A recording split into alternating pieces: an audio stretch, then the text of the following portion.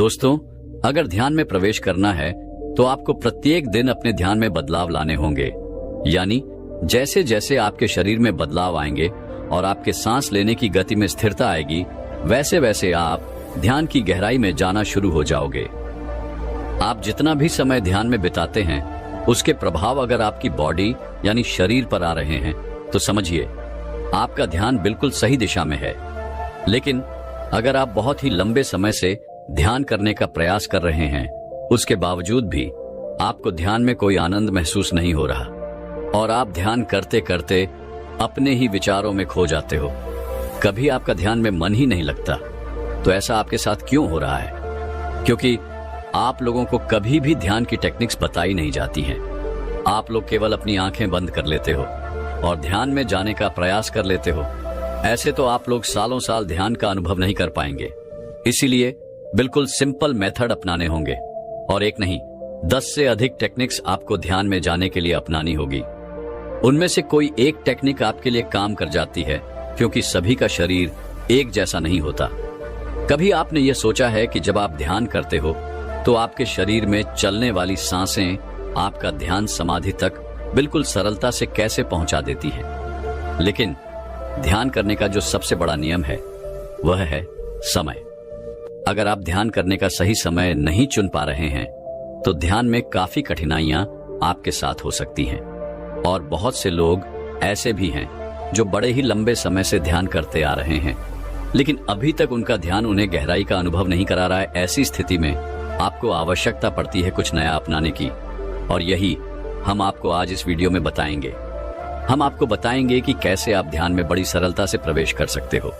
लेकिन यह जो विधि है उसके कुछ नियम भी हैं जिन्हें जानना बेहद जरूरी है। साथ ही इस ध्यान विधि को करने से आपके शरीर में पहले ही दिन से ध्यान के अनुभव प्राप्त हो सकते हैं। लेकिन याद रखें, यह विधि आपको 10 दिन लगातार करनी होगी। ध्यान करने से पहले आपको अपनी सांसों को पहचानना होगा। आप लोग हैरान हो जाओगे यह जानकर कि आपकी सांसें ही आपको ध्यान से समाधि तक ले जा सकती हैं। अगर आप निरंतर सांसों की विधि का प्रयोग अपने ध्यान में करते हैं तो आपका ध्यान आपके जीवन को बदल सकता है। आइए सबसे पहले हम जानते हैं कि आपका शरीर, जिसमें 72,000 नाड़ियां काम करती हैं, आपके लिए कितनी महत्वपूर्ण है। ये नाड़ियां ही आपके शरीर में रक्त संचार और सांस को सही रूप से आपके शारीरिक अंगों तक पहुंचाती हैं। लेकिन अगर हमारी ये नाड़ियां कमजोर हो जाती हैं तो हमें ध्यान में काफी कठिनाइयां महसूस हो सकती हैं। और जानते हैं क्या, 72,000 नाड़ियों का ध्यान में बहुत बड़ा बलिदान होता है, क्योंकि ध्यान के दौरान आपके शरीर का रक्त संचार बिल्कुल सही दिशा में जाना चाहिए। आपकी सांस भी सही रूप में चलनी चाहिए। एक गहरी और लंबी ली हुई सांस आपके पूरे शरीर में ऊर्जा की तरह फैलती है। अगर आप अपने ध्यान में सांस को महसूस कर लेते हैं कि यह कैसे आपके पूरे शरीर में भ्रमण कर रही है, तो उसी दिन से आपकी ध्यान यात्रा की शुरुआत हो जाती है। और इस यात्रा को करने के लिए आपको अपनी सांसों के साथ जुड़ना होगा। गहरे ध्यान में जाने के लिए आपको अपनी सांसों का सहारा लेने की आवश्यकता है। जब आपकी सांस आपकी इड़ा और पिंगला नाड़ी से गुजरती है, यानी आपके नाक के दाएं और बाएं छिद्र से होकर शरीर में प्रवेश करती है, आपको वहीं से अपनी सांसों के साथ जुड़ जाना है। यही 10 दिन का प्रयास आपको करना होगा ताकि आप अपनी सांसों के साथ गहरा संबंध बना सकें और अपने शरीर के हर उस अंग को महसूस कर सकें जहां तक आपकी सांसें पहुंच रही हैं। अब सबसे पहले बात आती है सही मुद्रा में बैठने की। ध्यान में बैठने के लिए आपको सुखासन मुद्रा का इस्तेमाल करना चाहिए। लेकिन अगर आपकी पीठ में दर्द रहता है या फिर अगर आपको किसी भी प्रकार की समस्या है जिसकी वजह से आपकी पीठ में दर्द होता है, तो कोई चिंता की बात नहीं, आप इस ध्यान को लेटकर भी कर सकते हैं। लेकिन एक बात याद रखनी होगी, जब आप अपने ध्यान में प्रवेश करना चाहते हैं और ध्यान की शुरुआत करते हैं तो आपकी रीढ़ की हड्डी बिल्कुल सीधी रहनी चाहिए, क्योंकि जब आपकी सांस शरीर के अंदर जाती है तो वह सीधे प्रवेश करती है और आपके मूलाधार चक्र के पास जाकर टकराती है। वहां पर एक ऊर्जा पैदा होती है जो सुषुम्ना नाड़ी में सक्रिय होती है। सुषुम्ना नाड़ी यानी आपकी रीढ़ की हड्डी के पास मौजूद एक खास नाड़ी, जिसके अंदर एक तरल पदार्थ लिक्विड भरा होता है। यानी इस लिक्विड को शारीरिक ऊर्जा भी कहा जाता है और इस नाड़ी की शुरुआत आपके मूलाधार चक्र से होती है। जब आपकी सांस इस नाड़ी पर प्रेशर डालती है तो सुषुम्ना नाड़ी के अंदर का लिक्विड ऊपर की ओर प्रवाहित होने लगता है और जैसे ही यह लिक्विड ऊपर की ओर उठता है तो आपका ध्यान अपने आप ही गहराई में चला जाता है। यह तो हो गया कि कैसे यह विधि आपके लिए काम करेगी। अब हम आपको बताने जा रहे हैं ध्यान में प्रवेश करना है तो 10 दिन का अभ्यास आप लगातार कीजिए। आपको पता भी नहीं चलेगा कि कब आपका ध्यान में अचानक ही प्रवेश हो गया। अब आपको पहले 5 दिन ध्यान के दौरान अपने शरीर की आवाजों को महसूस करना है। यानी जब आप ध्यान करते हो तो आपको अपने शरीर के भीतर जो भी हलचल महसूस होती है उसे केवल महसूस करते रहना है। यानी आपको अंतर्मन होकर अपने शरीर के भीतर होने वाली हलचल को पकड़ना है। आपको इस दौरान अपने दिल की धड़कन महसूस होगी, उसकी आवाज को बस सुनते रहिए और उसके बाद अगर आपके शरीर के किसी भी अंग में कोई हलचल महसूस हो रही है तो उसे अंदर ही अंदर देखते रहिए, महसूस करते रहिए। जैसे कि अगर किसी हिस्से में चींटियों के काटने जैसी सनसनी हो रही है, वाइब्रेशन महसूस हो रहा है, या फिर कुछ लोगों को तो अपने पेट से अजीब सी आवाजें भी सुनाई देने लगती हैं। तो जो भी आपके साथ ध्यान की स्थिति में हो रहा है केवल उसे महसूस करते रहिए। लेकिन इस दौरान कोई भी विचार आपके मन में नहीं आना चाहिए, बिल्कुल भी नहीं। केवल इतना विचार रखें कि आप अपने शरीर को बंद आंखों से देख पा रहे हैं और फिर कुछ समय बाद आपका ध्यान अपने आप ही आपकी सांसों पर आ जाएगा। अब बस अपनी सांसों को महसूस करते रहिए, कैसे यह सांस आपके शरीर में प्रवेश कर रही है और कैसे धीरे धीरे बाहर जा रही है। आप अपना ध्यान अपनी नाक पर भी लगा सकते हैं और अपनी नाभि पर भी, लेकिन बेहतर होगा कि जब आप सांस को अपने शरीर में खींचें तो अपना ध्यान नाभि पर रखें और जब सांस छोड़ें तो ध्यान नाक पर ले जाएं। ऐसा करने से आपकी सांसों के साथ एक गहरा शांत संपर्क बनना शुरू हो जाएगा। देखिए, आपकी नाक में 2 छेद हैं, यहीं से आपकी सांस अंदर जाती है आपके शरीर में। केवल आपको इसी मार्ग से ध्यान में प्रवेश करना है। इस बात का आपको विशेष ध्यान रखना होगा। कुछ समय बाद आपको अपनी सांसों की आवाज अपने कानों में सुनाई देने लगेगी और फिर बस अपना ध्यान धीरे धीरे अपने कानों पर ले आइए और पूरी एकाग्रता के साथ अपनी सांसों की आवाज को सुनते रहिए। लेकिन ध्यान रहे, किसी भी प्रकार का कोई विचार आपके मन में ना आए, बिल्कुल भी नहीं। केवल अपनी सांसों की आवाज सुनते रहिए, महसूस कीजिए जैसे जैसे आपकी सांस आपके शरीर में जा रही है और बाहर आ रही है, उससे जो भी आवाज आ रही है और बाहर आ रही है और उससे जो भी आवाज आपको सुनाई दे रही है, केवल उसे सुनते सुनते आप अपने ध्यान में गहराई से जाने का प्रयास करें। यानी अपने शरीर को पूरी तरह ढीला छोड़ना शुरू कर दीजिए और देखिए, जैसे जैसे आपका शरीर ढीला होता जाएगा वैसे वैसे वह स्थिर अवस्था में जाने लगेगा। सबसे पहले आपका पेट हल्का महसूस होगा, फिर आपकी दोनों बाजू, क्या आप देख पा रहे हैं? धीरे धीरे एक गहरी शांति आपके पूरे शरीर को घेरने लगेगी। उसके बाद आपका पूरा शरीर शून्य अवस्था में चला जाता है। एक गहरी शांति, एक अद्भुत हल्कापन। लेकिन अगर आपके शरीर का कोई हिस्सा अभी भी शून्य नहीं हो पाया है, क्योंकि हाँ, कुछ अंग ऐसे होते हैं जो तुरंत पूर्ण रूप से शून्य अवस्था में नहीं आ पाते, तो बस उसी हिस्से पर ध्यान ले जाइए, उसे महसूस कीजिए। आप देखेंगे कि कुछ समय बाद वह शरीर का हिस्सा भी अचानक ही शून्य हो चुका है। तो सबसे पहले और 5वें दिन तक आपको यही अभ्यास करना है। जब आप लगातार इसी अभ्यास को 5 दिन करेंगे, यानी सबसे पहले आपके शरीर में होने वाली हलचल को महसूस करना, अपने शरीर की आवाजों को सुनना और अपने शरीर को ढीला छोड़ते चले जाना। अगर आप ऐसा करेंगे तो 5 दिन के भीतर ही आपके शरीर में और आपके ध्यान में जो अनुभव आपको आएंगे वह बड़े ही लाजवाब होंगे। इसके बाद आपको अगले 5 दिन का प्रयास करना है। अब जो मैं बताने जा रहा हूं आपको ऐसा ही करना है। सेम वही प्रोसेस 5 दिन तक करने के बाद 6ठे दिन जब आपका शरीर स्थिर अवस्था में आना शुरू हो जाए तो आपको महसूस होगा ध्यान में विचारों की संख्या काफी हद तक बढ़ रही है।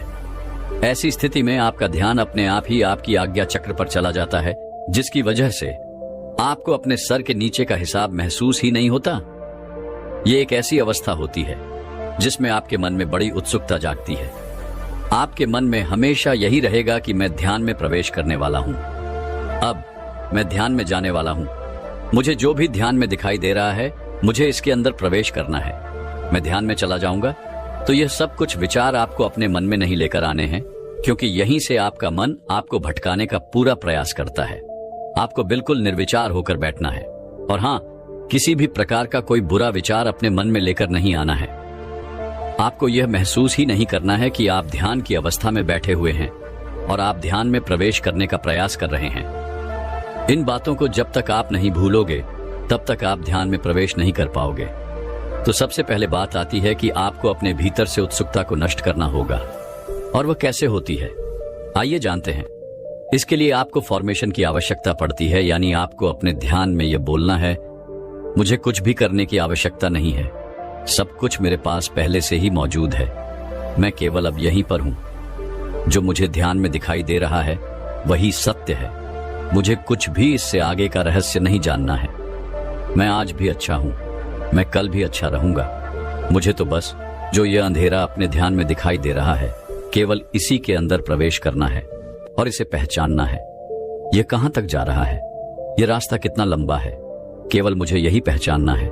यह बात आपको ध्यान के दौरान अपने मन ही मन दोहरानी है। और जब आप ऐसा करेंगे तो आपके अंदर से उत्सुकता काफी हद तक कम होने लगेगी। जब आपके शरीर से, आपके मन से यह उत्सुकता कम हो जाती है तो आप खुद ध्यान में प्रवेश कर जाते हो। क्योंकि जब आप अपने शरीर से अपना ध्यान दूर ले जाते हो, इस ब्रह्मांड से दूर ले जाते हो, अपने घर से दूर ले जाते हो, तो आप ध्यान में गहरा प्रवेश करना शुरू कर देते हो। यह बड़ी ही रहस्यमय बात है। आप इस विधि को दोहराकर जरूर देखना। 10 दिन के बाद जो भी अनुभव आपको आए, आप कमेंट बॉक्स में जरूर शेयर करें। ज्ञान के अंतिम परिणाम मतलब परम अवस्था कुंडलिनी में होता है, परंतु बहुत से साधक ध्यान के अभ्यास में आने वाले बदलाव के कारण होने वाली परेशानियों को बिना समझे घबरा जाते हैं। डर लगता है या लगता है कि यह कोई शारीरिक बीमारी है। बस यही सोचकर बिना उसके कारण या समाधान खोजे ध्यान छोड़ देते हैं। या फिर बहुत से साधक उस महत्वपूर्ण पॉइंट पर पहुंचकर ध्यान से उठ जाते हैं। जैसे किसी साधक को अगर 20 मिनट बाद कोई समस्या महसूस होती है तो वह अपने ध्यान के समय को ही घटाकर 20 मिनट कर देता है। लेकिन क्या यह सही तरीका है? नहीं। आज आप इस पूरे वीडियो को ध्यान से देख लीजिए। यह मैं आपको अपने अनुभव से बता सकता हूं। अगर आप इन समस्याओं और परेशानियों के पीछे के मुख्य कारण और उनके हल को समझ लेंगे तो आप कभी भी इन समस्याओं की वजह से ध्यान नहीं छोड़ेंगे और न ही आपके ध्यान की गति इन समस्याओं की वजह से रुकेगी। ध्यान के समय एक साधक को कुछ अजीब अनुभव हो सकते हैं, जैसे कि सिर में दर्द या सिर भारी महसूस होना, थर्ड आई यानी तीसरे नेत्र पर अजीब सा खिंचाव महसूस होना, ध्यान के दौरान चेहरे पर पसीना आना, कभी गर्माहट महसूस होना तो कभी झुंझलाहट सी लगना, पेट और छाती में हलचल महसूस होना जैसे कोई चीज अंदर घूम रही हो, अचानक से शरीर में पैरों से लेकर सिर तक एक झटका सा महसूस होना, पूरे शरीर में झंझनाहट या फिर वाइब्रेशन जैसा एहसास होना। कई बार साधक को लगता है कि उसका गला रुंध गया है या फिर सांसें धीमी हो गई हैं, बहुत कम हो गई हैं। दिल की धड़कन अचानक तेज महसूस होती है, एकदम ऐसा लगता है कि धड़कन बहुत तेज हो गई है। हाथों में, हथेलियों और उंगलियों में बिजली का करंट सा महसूस होना, ध्यान में बैठे बैठे शरीर का हिलना, गले में कोई चीज गुजरती हुई महसूस होना जैसे कोई ऊर्जा ऊपर की ओर बह रही हो, हाथों में भारीपन महसूस होना और गर्दन में अजीब सी अकड़न, ऐसा लगना कि अगर अभी ध्यान से नहीं उठे तो पैरालिसिस अटैक या लकवा मार जाएगा। ये सिर्फ एक एहसास है। ये वही समस्याएं और परेशानियां हैं जो एक साधक के जीवन में हमेशा आती हैं, लेकिन घबराने की जरूरत नहीं है। इन सभी बदलावों का मुख्य कारण क्या है? हमारी चेतना, हमारी ऊर्जा, हमारी क्रिएटिव पावर, हमारा कॉन्शियसनेस। आप इसे किसी भी नाम से समझें, लेकिन यही वह शक्ति है जिसकी वजह से हम महसूस कर पाते हैं और इसी के कारण हम ध्यान में गहराई तक जा सकते हैं। चलते फिरते, दिन भर के सभी काम करते हुए यही वह एनर्जी है, यही वह पावर है जो हमें पूरे दिन दौड़ाए रखती है। लेकिन जब हम ध्यान में बैठते हैं तो क्या होता है? जो एनर्जी बोलने, चलने फिरने और काम करने में लग रही थी, वह अचानक रुक जाती है। सबसे पहले आसन में बैठते ही उस ऊर्जा का खर्च होना बंद हो जाता है। अब जब साधक ध्यान में बैठता है तो वह अपने ध्यान को सिर्फ तीसरे नेत्र पर टिकाने की कोशिश करता है। साथ में सुमिरन या मंत्र जाप भी चल रहा होता है, लेकिन जब आपका ध्यान धीरे धीरे आंखों के ऊपर टिकने लगता है, जिसे आप ऐसे भी समझ सकते हैं, जैसे जैसे ध्यान में आपकी एकाग्रता बढ़ती है, आपकी चेतना शक्ति जो पूरे शरीर में फैली हुई है सिमटना शुरू हो जाती है। पैरों के अंगूठे से लेकर यह धीरे धीरे ऊपर की ओर बढ़ने लगती है। लेकिन जब से हमने इस दुनिया में जन्म लिया और पहली सांस ली, तब से यह शक्ति ऊपर से नीचे की ओर बह रही थी, और अब जब यह विपरीत दिशा में जाने लगती है तो शरीर में अजीब बदलाव, परेशानियां और समस्याएं महसूस होने लगती हैं, क्योंकि ध्यान के समय हम अपने शरीर की चेतना शक्ति के बहाव को एकदम उल्टी दिशा में, टोटली अपोजिट, रिवर्स कर रहे होते हैं। तो क्या होगा? जिस प्रकार आपका मन धीरे धीरे ध्यान में सहज होकर प्रेम, श्रद्धा और विश्वास से भर जाता है, उसी प्रकार आपके शरीर को भी इस चेतना शक्ति के प्रवाह में ढलने का अभ्यास होने लगता है। और फिर एक समय ऐसा आता है जब आपकी चेतना पैर के अंगूठे से लेकर सिर के शीर्ष तक सिमटने में सिर्फ 2 मिनट, हाँ 2 मिनट से भी कम का समय लग सकता है। एक सिंपल से उदाहरण से समझिए। जब आप जिम करना शुरू करते हैं या कोई एक्सरसाइज शुरू करते हैं तो शुरुआत के कुछ दिन आपके शरीर के कई हिस्सों में अजीब अजीब दर्द होता है। लेकिन रुकिए, घबराइए मत। धीरे धीरे जब आप हर रोज एक्सरसाइज करने लगते हैं या जिम जाते हैं तो कमाल हो जाता है, आपका शरीर ढलने लगता है। तो इसी प्रकार ध्यान के दौरान भी आपका शरीर चेतना में सिमटा रहता है। चेतना के उलट दिशा में बहाव के कारण हमें भी ऐसी सभी परेशानियां महसूस होती हैं। लेकिन अगर आप इन परेशानियों को सोचकर इसी पॉइंट पर खड़े रहेंगे तो माफ कीजिएगा, ध्यान में आप आगे कभी नहीं बढ़ पाएंगे। आपकी ध्यान न करने की अवस्था वैसे ही बनी रहेगी जैसी अभी है। आइए अब इन सभी परेशानियों को 3 श्रेणियों में डिवाइड कर लेते हैं, क्योंकि एक को समझने में आपका बहुत समय लग सकता है। तो पहले हम इन 2 समस्याओं को समझ लेते हैं। एक, सर में दर्द, भारीपन या माथे के बीच खिंचाव सा महसूस होना। दूसरे, चेहरे पर ध्यान के समय पसीना अधिक आना, झुंझलाहट या बेचैनी महसूस होना।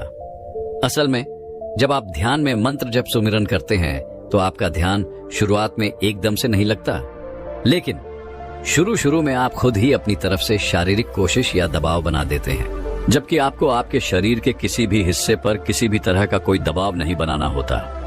अगर आपको ध्यान से उठने के बाद भी सर में यही दर्द, भारीपन या खिंचाव सा महसूस होता है तो आप समझ जाइए कि यह आपके द्वारा अधिक दबाव या प्रेशर की वजह से हो रहा है। ज्यादातर साधक इसी माथे के बीच में मूवमेंट सेंसेशन को ऐसे समझ लेते हैं कि अभी कुछ घटित होने वाला है या अभी अगले पल मुझे कुछ दिखाई या सुनाई देने वाला है।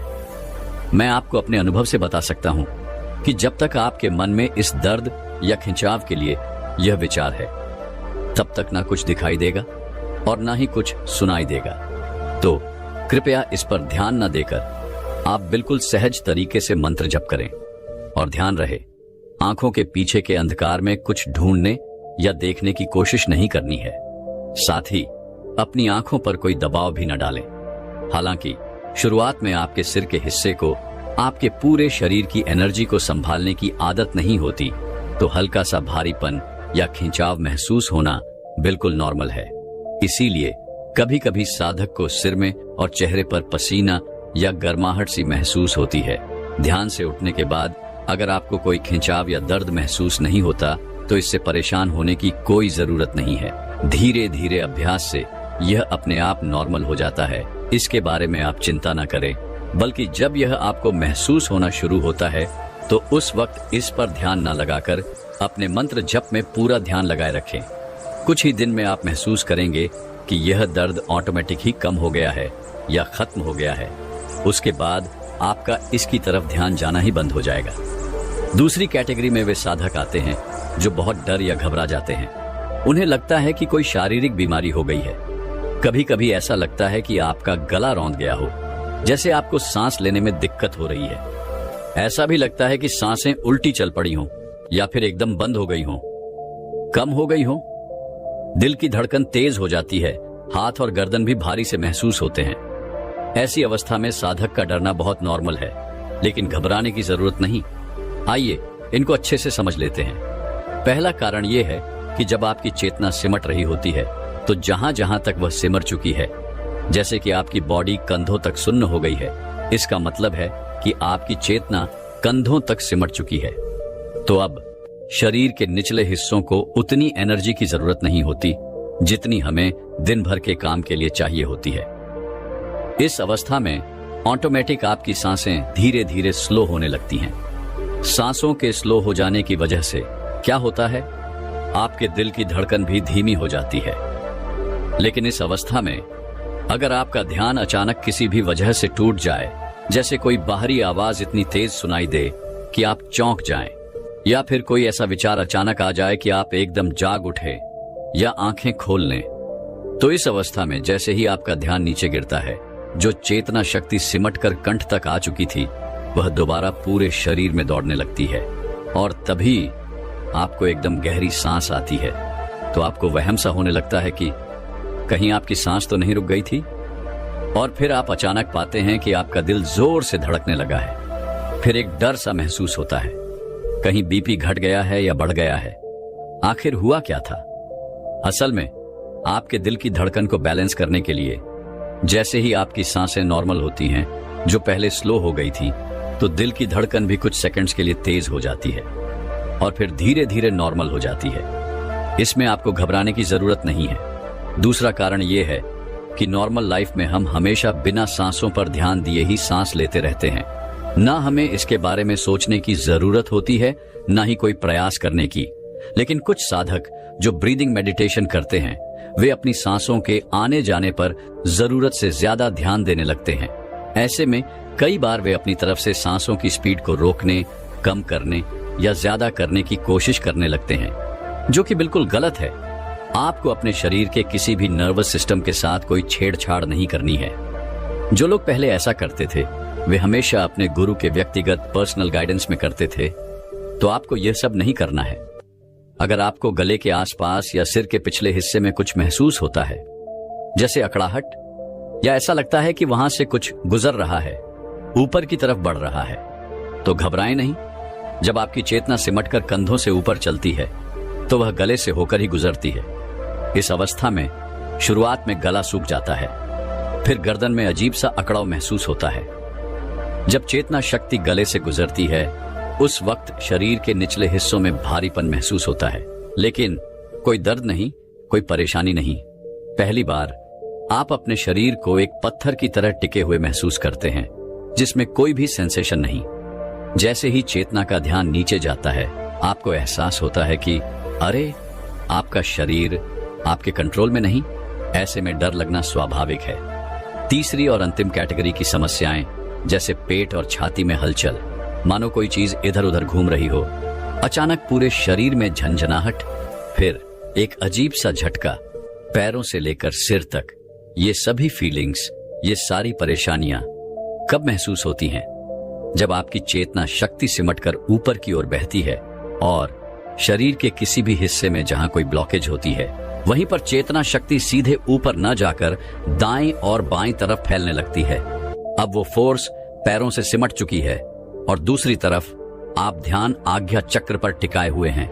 ध्यान की एकाग्रता से उस एनर्जी को और ऊपर सिमटने के लिए प्रेरित कर रहे हैं। लेकिन इस अवस्था में अगर एनर्जी की फोर्स कम है तो आपके हाथों, पैरों, जांघों, कमर, पेट और छाती में गर्माहट या कुछ घूमता हुआ या कोई हल्की मूवमेंट सी फीलिंग होती है। लेकिन अगर आपके ध्यान की एकाग्रता अधिक है और फोर्स भी ज्यादा है, आपको ऐसे झटके महसूस होते हैं जो आपके शरीर को झकझोर देते हैं, जिससे आपका ध्यान एकदम टूट जाता है। सांस तेज हो जाती है, दिल की धड़कन भी अचानक बढ़ने लगती है। ऐसी अवस्था में साधक डर सकता है, लेकिन घबराने की जरूरत नहीं है। यह वाइब्रेशन आपको महसूस हो सकती है, पर घबराइए मत। जब भी शरीर में इस तरह की कोई हलचल महसूस हो तो समझिए कि यह आपके ध्यान को नीचे ला रही है। इसलिए बिना किसी चिंता के तुरंत अपना ध्यान आंखों के ऊपर माथे के बीच में केंद्रित कर लीजिए। जब तक आपकी बॉडी के सभी ब्लॉक्स क्लियर नहीं होंगे, आपको ऐसे झटके, वाइब्रेशन और सेंसेशन महसूस होते रहेंगे।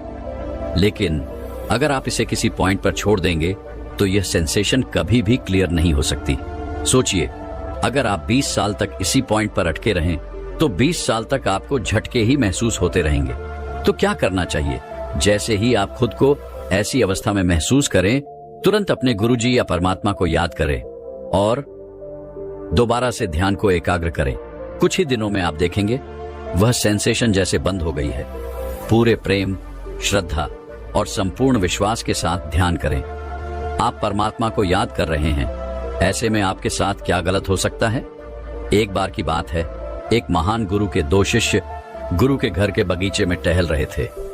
उन्हें रोज सुबह शाम बगीचे में घूमने की अनुमति थी, जो गुरु ने स्वयं दी थी, क्योंकि सुबह शाम बगीचे में घूमना एक प्रकार का ध्यान था, चलने वाला ध्यान। जैसे कि जैन परंपरा में चलता है, यह एक चलता हुआ ध्यान है, यानी कि चलते हुए भी पूरी तरह से जागरूक रहना। आखिर आप 24 घंटे बैठ नहीं सकते। पैरों को भी थोड़ी गति की आवश्यकता होती है, रक्त को थोड़े संचालन की आवश्यकता होती है। इसलिए जैन और सूफीवाद दोनों में कुछ घंटों तक बैठकर ध्यान किया जाता है। फिर आप चलते हुए ध्यान करना शुरू कर देते हैं, लेकिन आप हमेशा ध्यान में ही रहते हैं, चाहे आप बैठे हों या चल रहे हों। आपके अंदर ध्यान की धारा कभी भी टूटनी नहीं चाहिए। उन दोनों शिष्यों को धूम्रपान करने की आदत थी और इसके लिए वे गुरु की अनुमति मांगना चाहते थे, लेकिन काफी दिनों से वे गुरु से पूछ नहीं पा रहे थे। इसीलिए आज उन दोनों शिष्यों ने निश्चय किया कि जब कल सुबह फिर से बगीचे में घूमने आएंगे तो सबसे पहले गुरु से धूम्रपान की अनुमति मांगेंगे। ज्यादा से ज्यादा क्या होगा, गुरु धूम्रपान के लिए मना कर देंगे, लेकिन हम कल उनसे पूछ ही लेंगे। एक शिष्य ने उत्साह से कहा। यह सुनकर दूसरे ने जवाब दिया, मुझे लगता है गुरुजी हमें अनुमति दे देंगे। मुझे नहीं लगता कि बगीचे में धूम्रपान करना कोई गलत बात है, और फिर हम उनके घर के अंदर तो धूम्रपान कर नहीं रहे। इसके बाद कल सुबह गुरु से धूम्रपान की अनुमति लेने के वादे के साथ वे दोनों अपने अपने घर चले गए। अगले दिन वे दोनों फिर बगीचे में मिले। एक बहुत गुस्से में था। वह गुस्से में था क्योंकि दूसरा धूम्रपान कर रहा था। दूसरे शिष्य ने तंबाकू की एक गहरी कश भरते हुए पूछा, क्या हुआ? पहले शिष्य ने बड़े गुस्से में कहा, मैंने भी पूछा था, लेकिन मुझे साफ मना कर दिया। कहा कि मैं नहीं कर सकता, और तुम यहां धूम्रपान कर रहे हो, अपने गुरु के आदेश का अपमान कर रहे हो। दूसरे ने शांत स्वर में कहा, लेकिन उन्होंने तो मुझे हां कहा है। यह सुनकर पहले शिष्य ने चौंकते हुए कहा, यह तो बहुत अन्यायपूर्ण बात है। मैं अभी जाकर गुरुजी से पूछता हूं कि उन्होंने मुझे ना और तुम्हें हां क्यों कहा। दूसरे ने तुरंत कहा, 1 मिनट रुको, तुम पहले मुझे यह बताओ कि तुमने उनसे पूछा क्या था। पहले ने झुंझलाते हुए जवाब दिया, मैंने क्या पूछा था? मैंने तो बस एक साधारण सा प्रश्न पूछा था, क्या मैं ध्यान करते हुए धूम्रपान कर सकता हूं? और उन्होंने कहा, नहीं। यह सुनकर दूसरा शिष्य जोर से हंसने लगा। उसने मुस्कुराते हुए कहा, अब मुझे समझ में आया कि मामला क्या है। उसने उत्सुकता से बताया, मैंने गुरुजी से पूछा था, क्या मैं धूम्रपान करते हुए ध्यान कर सकता हूं? और उन्होंने कहा, हां। फिर वह गंभीर होते हुए बोला, देखा, बस हमारे प्रश्न पूछने के तरीके और शब्दों के चुनाव में फर्क था, और इसका नतीजा, हम दोनों को मिले उत्तर बिल्कुल अलग थे, जबकि हम दोनों एक ही बात पूछना चाहते थे। यह पूछना कि क्या मैं ध्यान करते समय धूम्रपान कर सकता हूं, कितना अजीब सवाल है। इसका उत्तर तो ना ही होना था, क्योंकि अगर कोई सच में ध्यान कर रहा है तो वह ध्यान के बीच में धूम्रपान कैसे कर सकता है। लेकिन यह पूछना कि क्या मैं धूम्रपान करते हुए ध्यान कर सकता हूं, एकदम सही सवाल है, क्योंकि कोई भी इंसान धूम्रपान को ध्यान से कर ही सकता है। वह धूम्रपान करते समय उसकी हर प्रक्रिया को जागरूक होकर बड़े ध्यान से कर सकता है। सब कुछ ही प्रश्न पूछने का खेल है। यदि आप सही प्रश्न पूछते हैं तो यह ब्रह्मांड खुद ही उत्तर देने लगता है।